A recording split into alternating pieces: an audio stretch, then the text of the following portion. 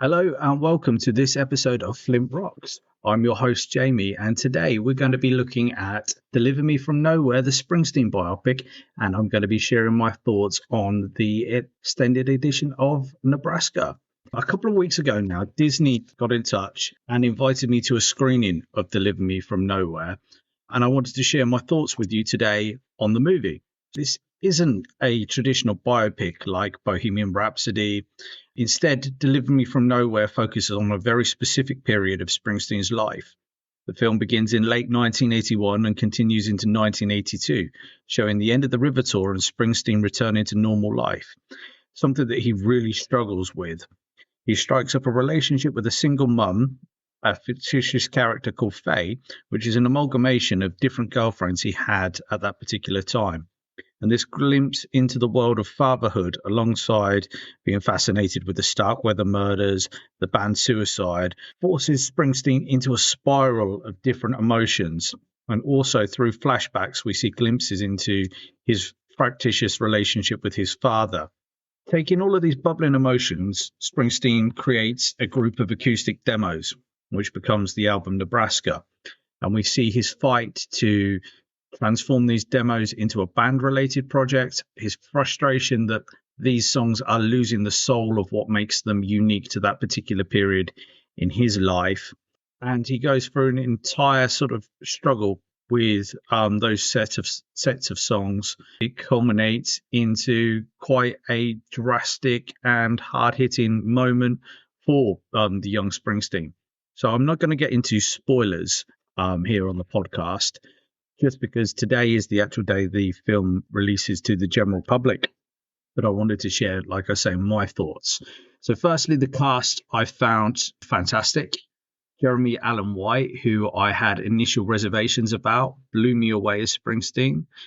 There's a slight physical resemblance there, but he seems to put his own spin, and the way that I best described it was he inhabited the role of Bruce. So he's got certain inflections, the way he looks, the way he carries himself. It helps that obviously he's dressed to look like the boss, but it's a real career-defining performance for me. It's the emotion that he carries in his eyes. It's the way that he's dealing with these problems. It's an absolutely fascinating character study of Springsteen, and I was blown away by Jeremy's performance. Supporting Springsteen throughout this journey is his long-term manager and dear friend, John Landau.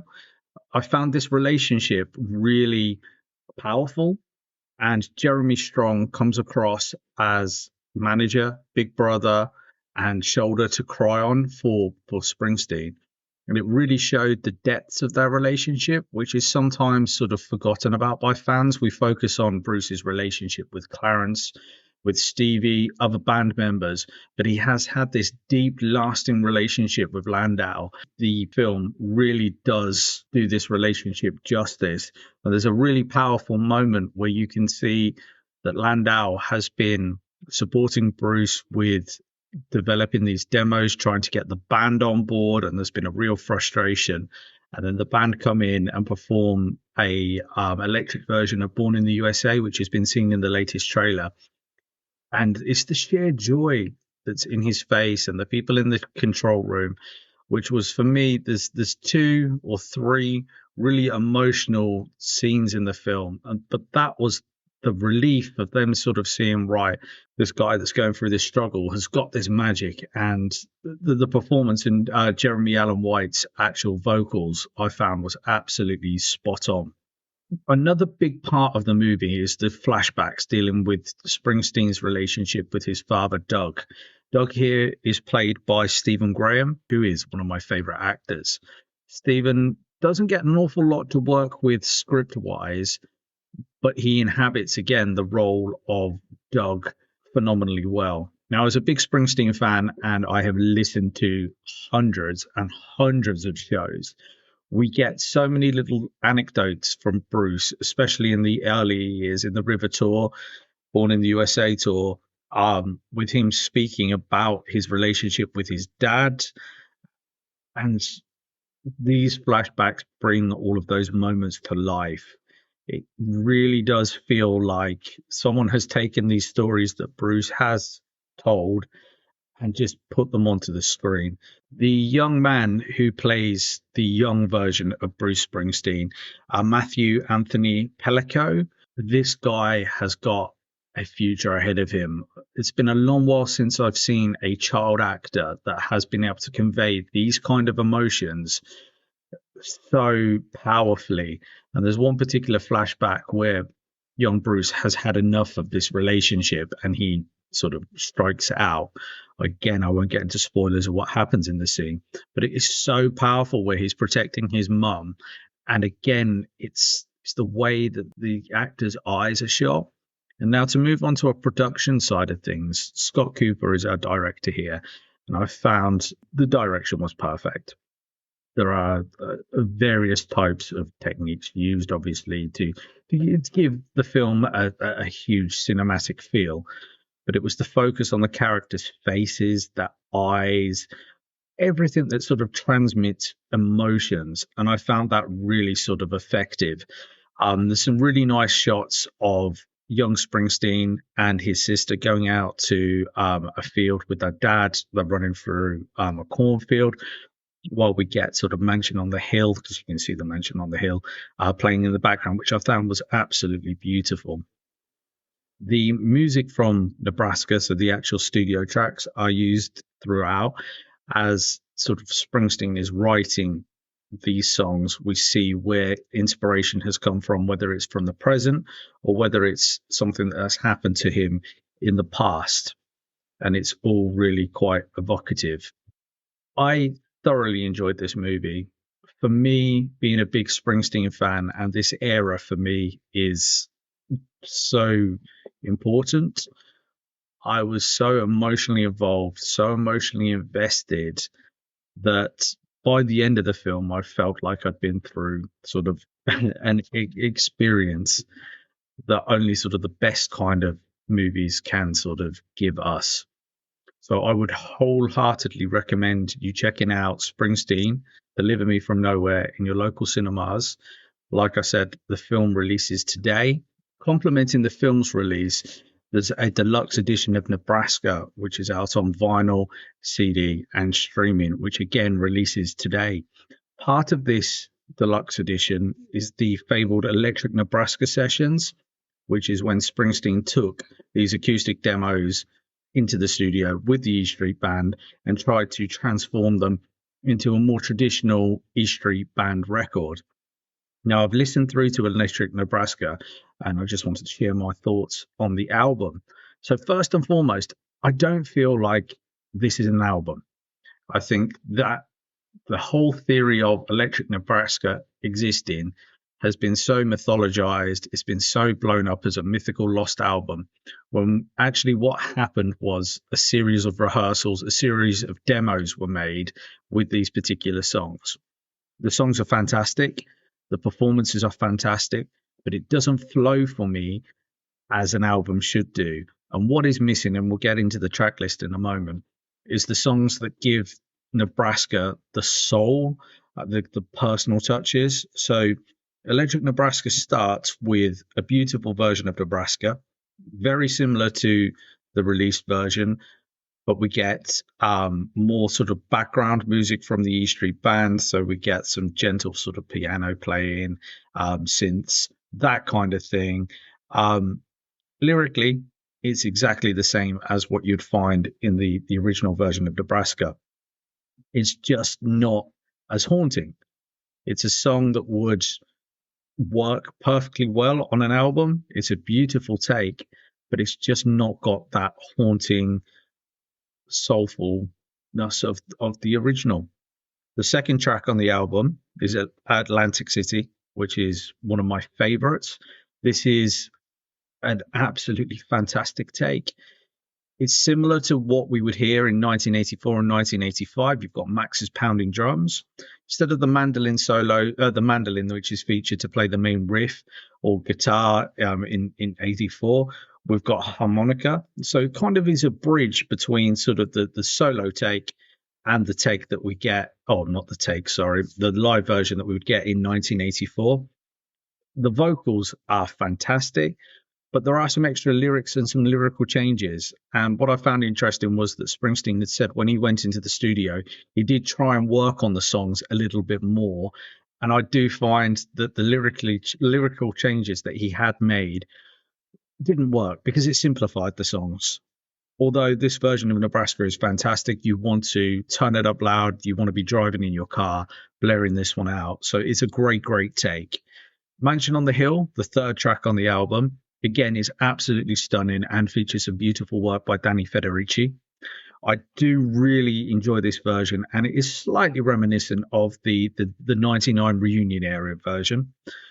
But again, it is just missing what makes that original take special, that sort of echo, the the starkness of it. And this is the only personal song that is really on Electric Nebraska.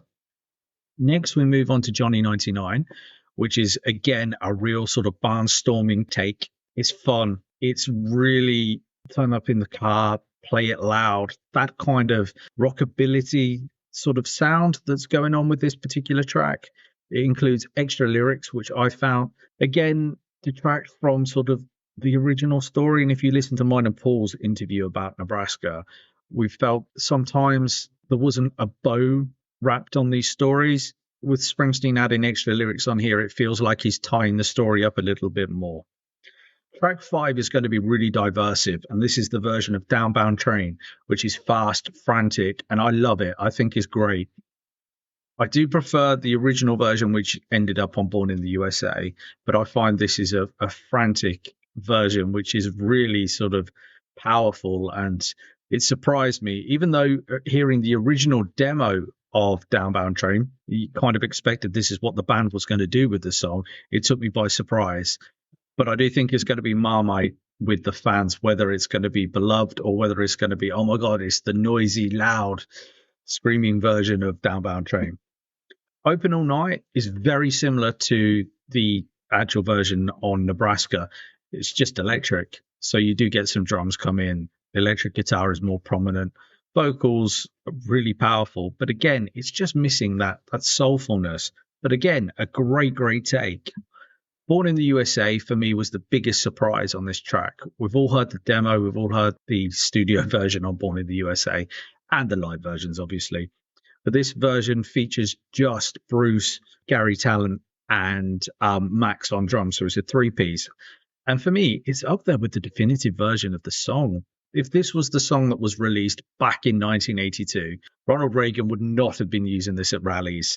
This is clearly an anti-war. It's a protest song, and it's really cool. It's got kind of a punky vibe to it, and I do really recommend you check this out. And the album closes on the 8th track, Reason to Believe, which again, fantastic version, very, very reminiscent of the 1984 version that we actually got to hear live.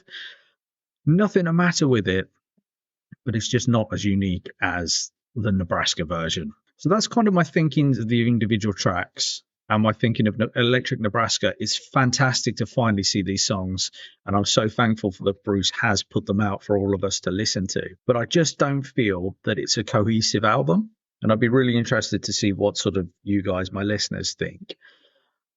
I will admit that I have got some of the live versions of State Trooper, Highway Patrolman, which people have used AI on to remove the audience from, and I've slotted those in. And alongside those kind of tracks, it does make it a little bit of a more cohesive album listen. But again, it's fantastic to hear this and also to get a couple of outtakes that we've never heard before. So some of the outtakes that we have actually had, Child Bride and Losing Kind, are fantastic songs, and I hope being on the box set and being on streaming services, this will allow fans to actually, or non-fans, to discover these songs. But there's one song on here that I really did want to highlight. It's A Gun in Every Home, which is an acoustic take, which was not recorded at Colt's Neck. This was actually recorded when in between Springsteen trying to take the demos and transform them into electric takes. He then attempted to re-record Nebraska in the studio, just him acoustically, And this is a song from that kind of session there. And this song could be so prevalent and so on the nose if he released it today. So the song deals with obviously everybody has got two cars, but everybody has a gun in the home. It's really socially conscious and such a beautiful song. And I'm surprised it's took us this long to hear it. So please do check that one out as well. Rounding the setup, we do get a performance from 2025 of Bruce at the Count Basie Theatre, playing Nebraska, start to finish. It does feature additional musicians. So you have got one of Bob Dylan's guitarists on there, Larry Campbell. And I do believe Charlie Gordino is featured as well. Stunning versions. It really is. It's nice to hear Bruce of today singing these songs, and especially after watching the movie. And the movie is so deeply entwined with these songs that it's quite powerful watching 75-year-old Bruce sing these songs, knowing what they meant to him at that particular time. My recommendation is dark at night, close the curtains, lights off, sit there with a whiskey, watch that live performance, and I think you'll really, really enjoy that. So yeah, that's my thoughts on the Nebraska movie, the Nebraska set, and this kind of wraps up our focus on Nebraska for this particular month. I've really enjoyed connecting with everybody. I've enjoyed the DMs that I've got, the feedback through sort of the Facebook pages or coming to me in person. I'm really thankful for the support of Eric Robinson from Disney. He was one of the producers on Deliver Me From Nowhere, and he's been fantastic. I'd also like to thank again Stevie Van Zandt for shouting this out, because I really do think that helped put us on the map. And before I wrap up today, I just want to thank every one of you for spending some time with us this month on Flint Rocks. Next month, we're going to be looking at two new albums. One that has a slight link with Springsteen, which is Steve Van Zandt's Men Without Women. Joining me for that will be author Robert Lawson. We do a real deep dive into what I consider Stevie's definitive album. And we also are going to be looking at the Clash's Cut the Crap album. This is a really diverse album, as most of the band had left at that point, leaving Joe Strummer and a couple of different guitarists in place. Unfortunately, the producer at the time got his hands on the record and just buggered it up. There's no other real way to say. Turned it into sort of a dance pop record, which was nothing like the Clash, nothing like the Clash of 1984 were performing those songs live at the time. So it's a fascinating listen, but the story doesn't kind of end there with the album. The guest that's going to be joining me, a gentleman called Gerald Manns. In COVID, he spent some time with some musicians and using AI to remove Strummer's vocals from these tracks and replace the instruments with guitars, drums, bass, to make the album sound like it should have done, sound like it matches the live performance of the band in the 80s. And I've heard the original version, and I'm eagerly awaiting this expanded box set that they're releasing alongside the anniversary of Cut the Crap, which is November the 1st. And it features songs such as Pouring Rain, which is, for me, is a Clash classic, which nobody's really heard of. There was a version on sort of Strummer's solo anthology, but it's something that's it's an album that I feel that needs to get more recognition. Or it's not the actual album. I believe Gerald's work, I should say, is the definitive version of this album. And I do know sort of the guitarists that were in the Clash at the time have all sort of reached out and said what a fantastic listen it is. So I look forward to sharing those conversations with you next month.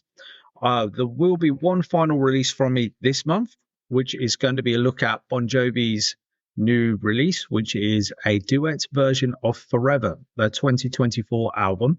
It features artists such as Springsteen, Joe Elliott, Avril Lavigne, Robbie Williams, and James Bay, which I think is really cool, performing duets with John and the band. There are two new tracks, one Red, White and Jersey, which my little girl seems to love.